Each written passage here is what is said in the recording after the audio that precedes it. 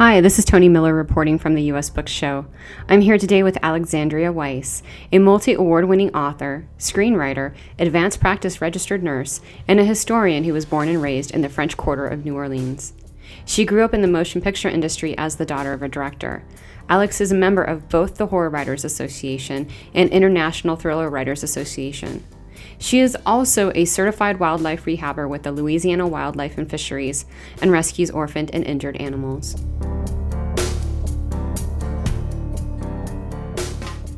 Have You Seen Me is your newest YA thriller. It's coming out in August, and it's set in Franklin, Louisiana. The synopsis is a senior at Waverly Prep goes missing, but she's not the first to vanish without a trace. So when members of a student investigation team who all share a secret start turning up dead, it's obvious someone wants to keep the past buried, along with anyone who gets in their way. How did you come up with the story for Have You Seen Me? Well, you can blame my publisher. I'm sitting minding my own business, and I get a picture of a book cover that she found, and she said, "Oh, this would make a great story." And I'm like, "A story about what?" So we talked about it. She's like, "Oh, I need a YA thriller," because I'd done YA thrillers. So she said, "Let's do that." So I'm like, "Okay," and it went from there. So literally the cover was bought, and we're going to do this with this cover, and let's make up the story after the cover. So that's how it happened.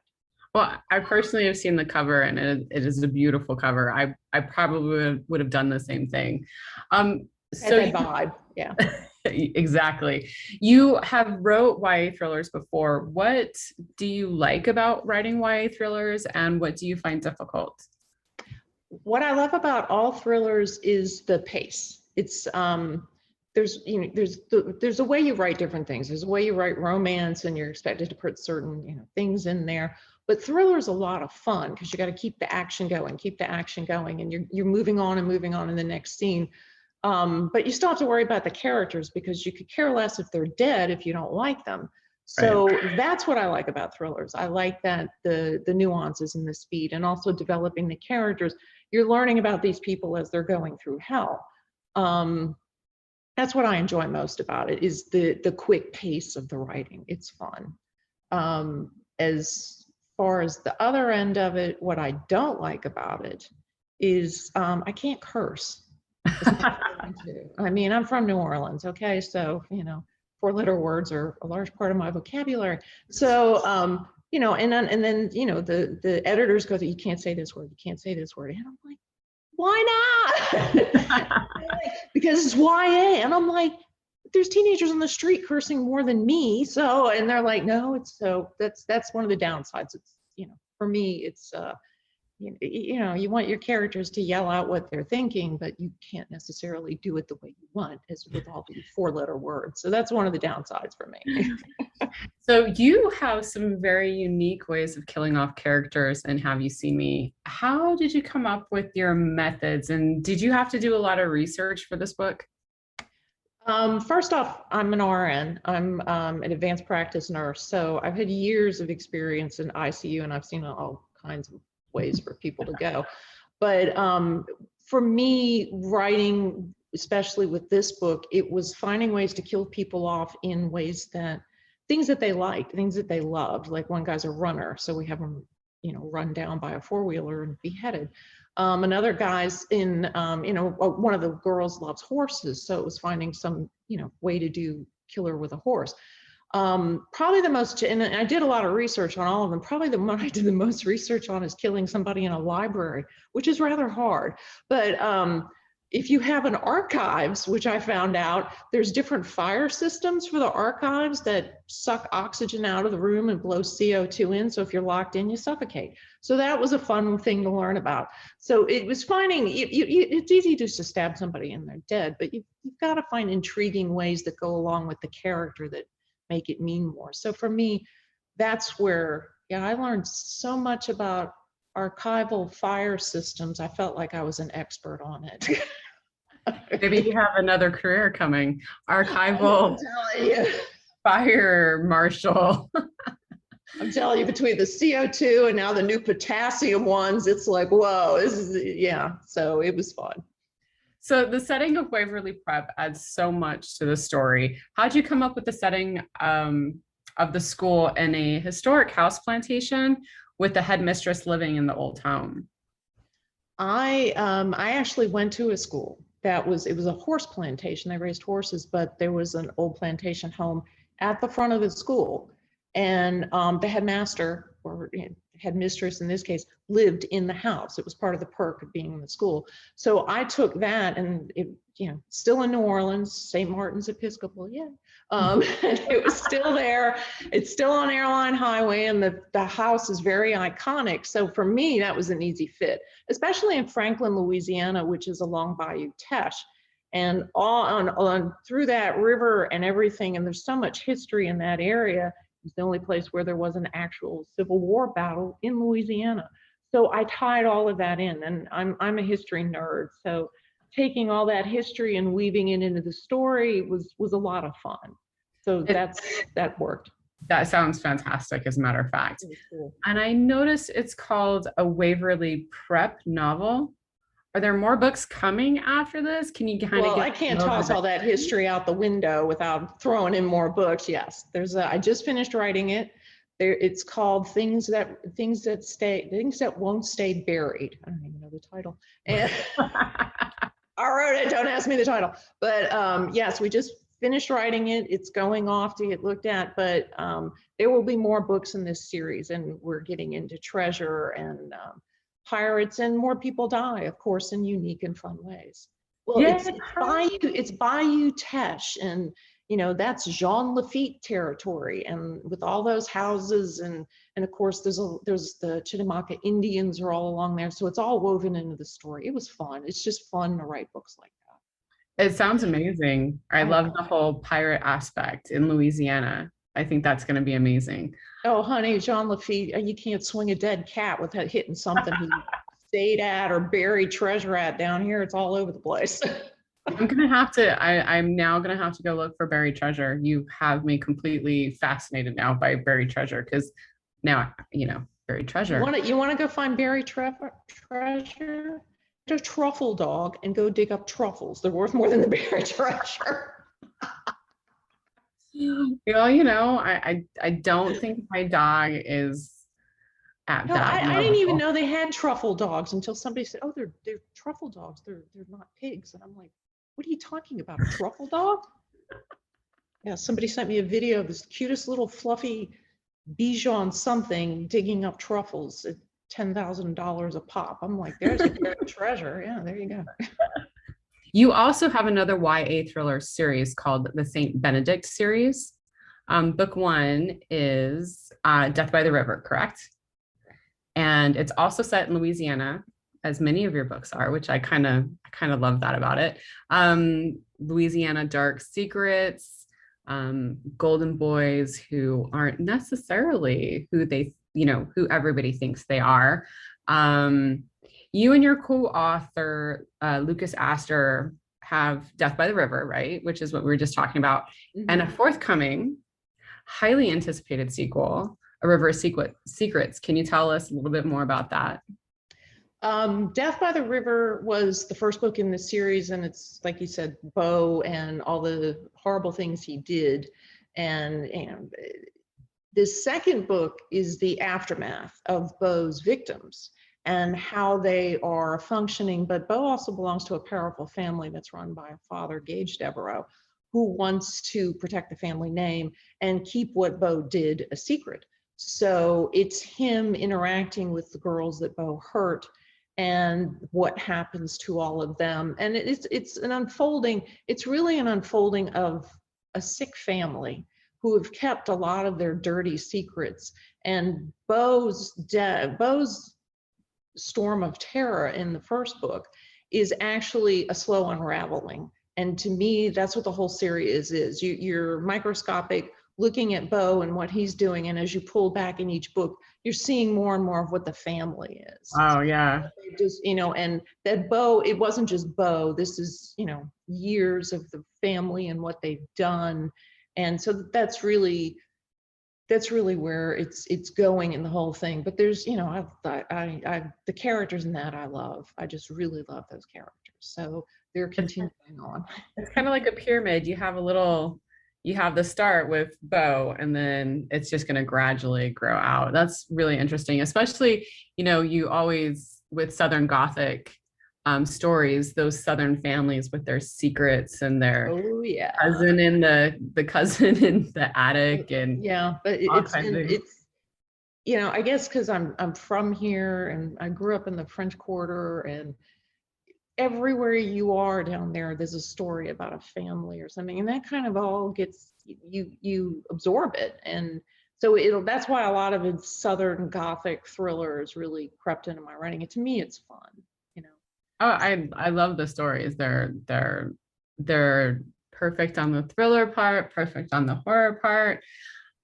You have Lucas that you co-write with. How did you guys actually meet? We met through my agent. She was like, I've got this really great writer that you have to meet. And we just, it's really creepy when you meet somebody and they have the same sick personality that you do. And you're like, oh, this person likes to write, death and destruction and vile characters.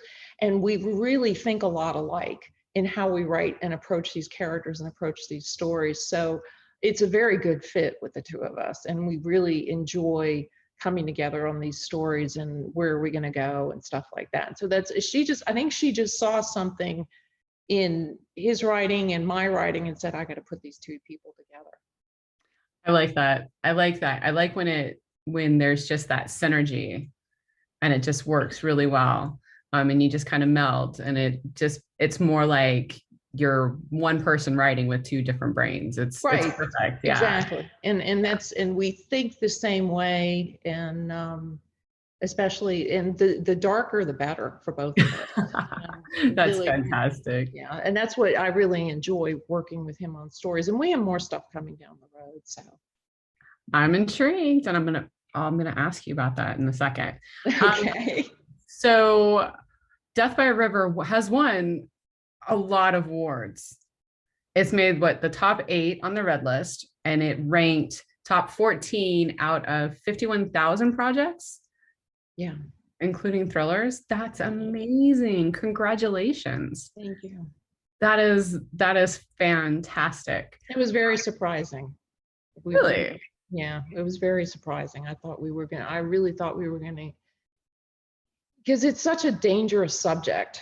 So I thought, but a lot of people liked it. A lot of people agreed with it. So it was very nice. And I think the way we did it, it worked. So but we liked the reception we got. It was really nice to see. Absolutely. You had some amazing reviews, by the way. I just want to take a moment to read a couple of them.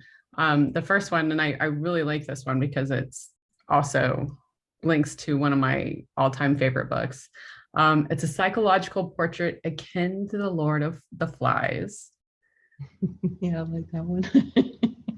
You could practically taste the fear. I mean, these are pretty amazing. Weiss and Astor just completely dominated the YA thriller genre.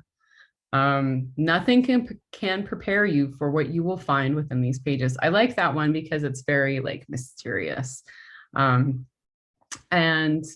the type of cautionary tale that keeps you alive by reminding you that sometimes the biggest horrors aren't the monsters hiding under your bed, but the ones hiding in plain sight. That is one of my favorite reviews I've ever seen of a book, because that's why I personally like horror and thriller genre, because that's just hits the nail on the head.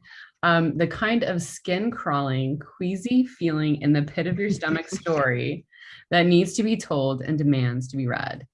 And then the Hugo Award winner said, has hints of Carson McCullers and William Faulkner influences. There are elements of the story that will be painful to many and low to the person who goes into this blind. But if you know, there is so much to discover, and it is strong indeed. Did you expect any of that? Any of the responses and reviews that you received? No, not at all. Not at all. No, didn't expect that, because because of the subject matter of the book, I really went into this when we released it thinking we're going to get crucified. And I really did. And I was really surprised. Now you have to remember when a lot of this came out too, we were in the Me Too movement stuff. Mm-hmm. So there was a big change of thought. And I think we just hit the right tone at the time. But that's what it was out to prove, is like you said, the monster's hiding in plain sight. That's what Bo is. And that was the point. So yeah, we were very, very surprised by the reception. I really didn't expect it. I think it's fantastic. Now, you hit on something when you're just talking about the reception on the Me Too movement and when the book came out, you know, where we were in society. I know that you did write a very great article for Book Trib about why you chose to write it the way you chose to write it, because of the subject matter and because it is a YA book. Can you kind of talk to me about that a little bit and tell me kind of? Well, at the time when it came out, and I was kind of writing it at the time, and this is a true story. A girl I went to high school with, she had a date with the guy. We don't have counties here, but the county of the parish, and very well known, very popular guy. Went on a date with him, and then we noticed after the date she started to change. She kind of withdrew. She wore baggy clothes. Her whole personality kind of changed, and we all kept saying, "What's wrong with her? What's wrong with her?"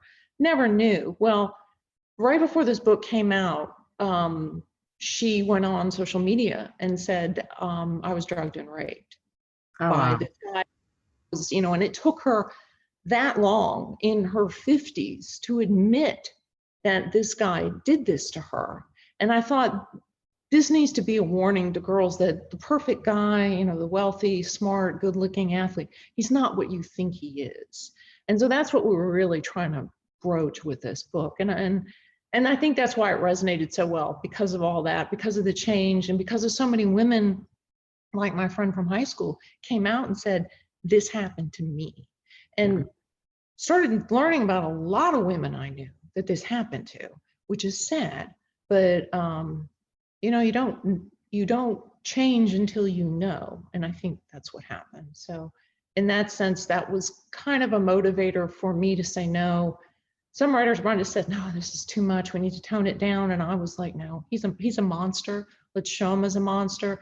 Let's show his degeneration. It's going to be rough. It's going to be hard to read, but you'll remember it. And that's why. So I thought that was important.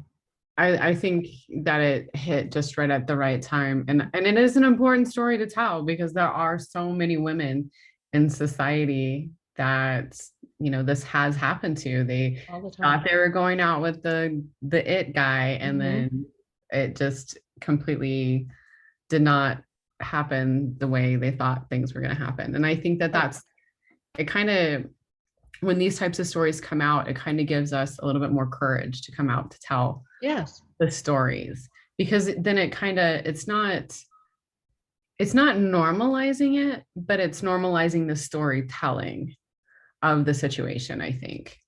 Well, if one girl reads that book and then is on a date with a guy who appears to be, and that book pops in her head and makes her think, then it was all worth it. Absolutely. If you can educate people and make them at least think twice before they make certain decisions and go, okay, look at both sides. And and I got a lot of responses from people who said this is a book that young girls need to read, to know. And because we all did stupid things when we were young. No matter what age we do stupid things, but it's a cautionary tale. So, and that's what it did. I truly, it resonates with me on that very visceral level in regards to that. And I really appreciate you actually being brave enough to write that story, because many writers, like you said, especially in the YA genre, would have pulled back from the story or made it a little bit softer or something of that nature, but you didn't. It was very visceral, and it was exactly what needed to be said.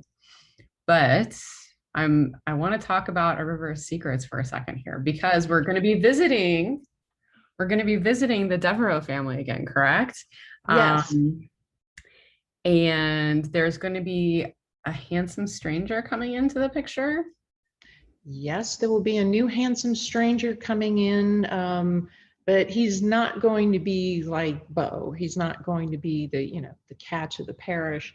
We're going to be changing up some characters. We're going to be bringing, like I said, bringing back all the girls, and we're going to be seeing what they're going through, and how they've all changed and how they've all had to adapt to the horrors that they suffered.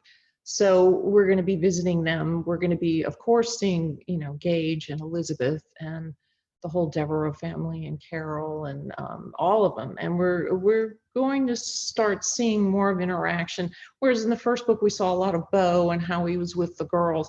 Now we're going to pull back a little bit and see everybody in the Okay. town and how things change. And there's a lot more people to be killed. There's a lot more murder. So death, there will still be death by the river, but it will be death by a river of secrets. And then there'll be more river something later. Well, because there's a new mystery, right? In this, Yes. like there's a new mystery. There's Yes. some, I don't want to give too much away, but there's some bones found in the river. Yes. I'm super excited about that because I was reading the log line and I'm like, ooh.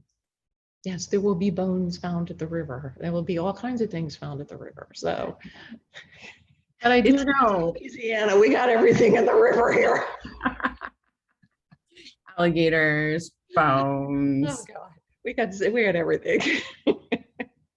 Now, here's the interesting part. It's already garnering some really great advanced reviews from the trade magazines. Let's see. I do have a couple quotes here. Not only has everything changed since Leslie Moore's dealt with the devil, but so has she. The two books present in an intense series of events that are intrinsically woven on many levels, questioning the evolution of heroes, psychopaths, and family connections that not only bind but damage. The tension and revelations are well done, making this a special recommendation for those interested in not just murder mysteries, but the underlying influences that create psyches and victims alike. That's I like that. I like it's kind of pulls everything that you and I have just been talking about together and into this. I have one more. Okay. As the dynamic duo of Weiss and Astor make magic together. A River of Secrets expands the deliciously murky world of St. Benedict's haunted abbey and the enigma that is the Devereaux family, whose sordid history positions St. Benedict as a modern-day Pottersville. Layers of believable teen psychodrama, and palpable angst that coexist perfectly with the novel's underlying sexual tension. A rising body count, a dark pact among teen friends, and a wholly evocative world propel this small town mystery to epic heights. Highly recommended. Again, are you surprised? Are you surprised by like the advanced? It's really hard when you do a series, especially with the visceral impact, like you said, of book one. And then we're going into book two, and we've got to pull back, expand the world, and show the aftermath of these people. So it's difficult to follow up a book like that. So you're like, okay, but yeah, it's the reception's been very, very good. And I will tell everyone, St. Benedict does exist. It's a real town, not far from my house. I drive past it all the time. So here's what's going to happen. You know how people make pilgrimages to Anne Rice's house in New Orleans? They're going to start doing that to St. Benedict's, and people are in St. Benedict's are going to be like, what is going on? Yeah, well, there's actually, there's a seminary school there, so they may not like it. And they do have an abbey that is on the Bogafalaya River. So I don't know. Well, hopefully people don't go traipsing around looking for it. But it's a beautiful place, but that's why I based it there, because it was right about what and it's such an intriguing place. But putting a town there and all the little secrets that go with it, and of course the abbey on the Bogafalaya River is just fun. It's just fun. So a little bird told me that St. Benedict's There's going to be 5 novels altogether. If I live that long. But they've been optioned and are currently in development for a TV series. Can you talk about that, or are we still under? Lucas and I are very excited because there were 2 production companies that came together to co-produce and develop this. I can't say anything yet on pain of death, but it's just been a really marvelous adventure. And when I know, everyone else will know, and I'll be happy to tell you. And there's going to be a lot of really recognizable people associated with it. But yeah, we're very, very excited about it. And that's such a dream as a writer. I mean, to this world you build in your head, and it's just you and your computer at late night hours with your vodka going, okay, who is anybody going to believe what I'm reading? And then somebody's like, yeah, I see it. And that's the biggest payoff, is somebody, when you write something and somebody gets your vision, that's the biggest payoff there is. So we're both thrilled. We really are. That's fantastic. That's super exciting. And I'm so thrilled for you. Thank you. Because, just like you were saying, as a writer, that is like the biggest thing that you can, that can happen to you, is having your vision made into another media and watching it kind of unfold, seeing somebody else's vision of your characters or what have you. And I think that that's super cool. And I'm very excited. And I think it's a good story to be made into a TV series. I hope so. I think it is. I mean, I can see, I have all the way through book 5 in my head. I already know where we're going. We've got book 3 plotted. I know where I'm going in this thing. So I know how it's going to end. But like you said, it's seeing, their interpretation and what they want to do. But the thing that we really loved is that everybody got it. Everybody got what we wrote. And that's always thrilling when people get what you write and appreciate it and see your vision. You can't ask for anything more as a writer. That's fantastic. Alexandra, I'd like to thank you so much for all of your time. It's been fantastic talking to you at US Book World. And thank you again. Thank you, Tony. I appreciate it.